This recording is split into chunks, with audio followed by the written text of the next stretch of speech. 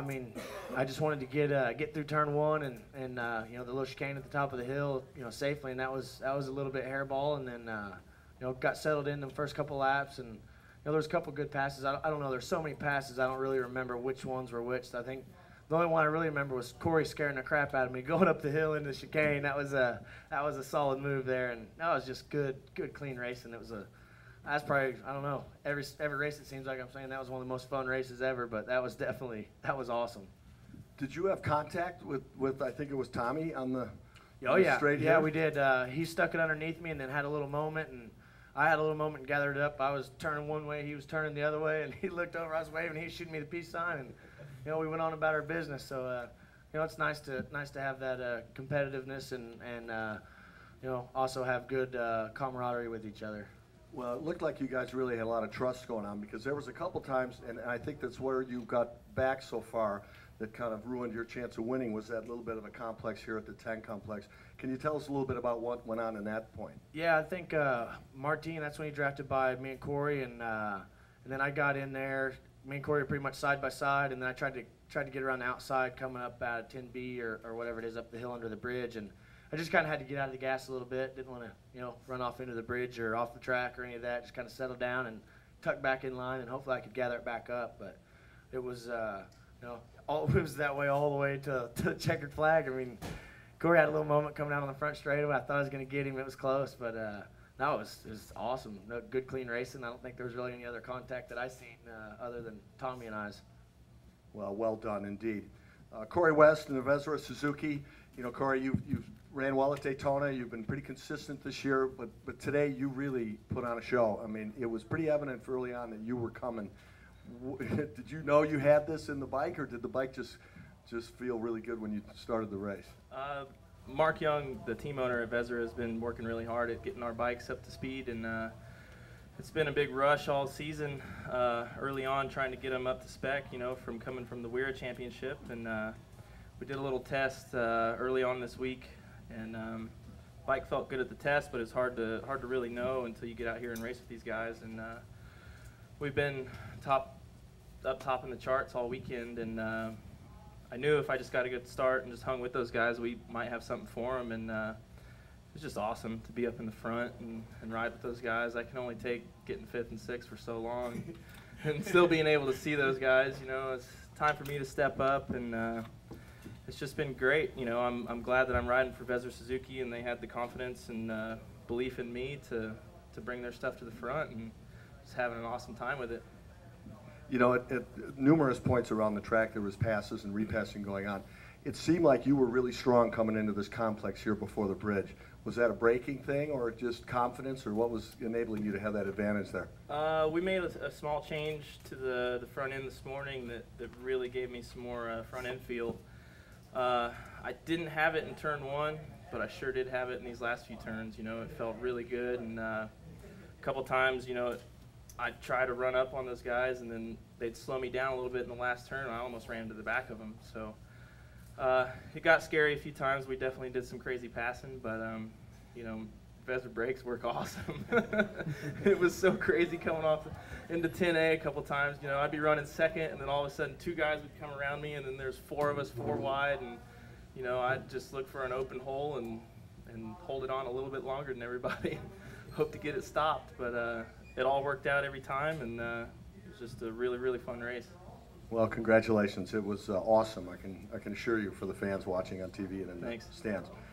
Our winner here today, Martin Cardenas on the M4 Monster Energy Suzuki. You know, you won here last year. We talked earlier after qualifying, and you were on the front row, which for you is a little bit of a step up for your usual tactics of having to fight up through the field. But really today, from the start, you looked very, very racy. How was your race from your vantage point, because you were right in the middle of a lot of these passes and repasses? Yeah, I got a good start.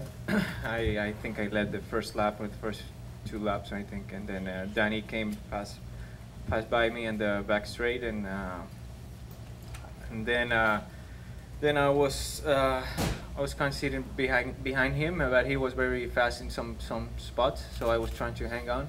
And then Corey came, and it was the 3 of us going a very fast pace, and I was trying to keep keep them very close to me. So because I knew the last few laps were going to be decisive on which one was going to win, because all three of us could win.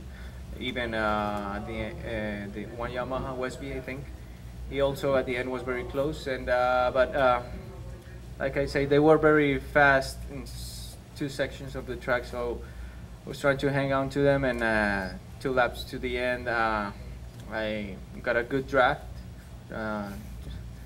Good draft, and I passed them on this break, and I pushed for 2 laps. I put my head down and tried to not make mistakes and tried to go as fast as I could, so I could gap them a little bit. Because of the back straight, they could draft me again, and it worked out. And but it was very good racing and very tough. It's your second win this year. And again, there was a number of times where you were the guy that was doing the big draft move going into that 10 complex. Is a little bit of power in the draft or all draft? No. When you are in the draft, the bike is is like, I don't know how many miles faster, but it's way faster than if you are alone. And I'm feeling very comfortable there on the brakes also. So I think it's a good spot for me. You know, this year has certainly started well for you again with the 2 wins. How does this kind of help you build for tomorrow and for the rest of the season now that you got 2 wins under your belt so soon? Yeah, it's nice to have these 2 wins, but also there's 2 crashes. So tomorrow I'll try not to crash and try to even up the score. Or? Yeah, try to score some points and even always try to win. If it's possible, it's gonna be great. But if not, I'll do the best I can. Well, congratulations, guys. I mean, every race this year has been really a showstopper, so well done. Any questions, guys? Corey, on the last lap, it looked like you were trying to make a move on Martin in 6, and it maybe messed you up and allowed Dane Westby to get by. Were you trying something? I noticed through the race that There was a hat in the middle of the racetrack too. I gotta say that one. There was a hat in turn 6. I forgot about that. But we were all pretty evenly matched through the flip-flop chicane up at the top of the hill. But I seemed to have a little something for him down the right-hander in turn 4. So I could always gain up a little bit of ground. And 5, I felt strong coming out of there. And Martin got up on the curb a little bit and maybe spun and wheelied a little. And I got a run on him, but he was holding a real defensive line middle of the track. So I decided that I'd go wide and try to set up for, square the corner up and make sure I got a good drive onto the back straight. But the whole time in my head, I was thinking 10A, 10A, 10A. And middle of 6, I was like, maybe I should worry about 6 right now. And I started running wide, and it kind of hurt my drive coming on the back straightaway, and those guys came around. But I just played my cards right, and Westby got in a little too hot, and Danny had a really tight line up the inside, and I kind of squared him up the hill to get a good drive, and just stuck the front wheel in there and hoped for the best. It worked out.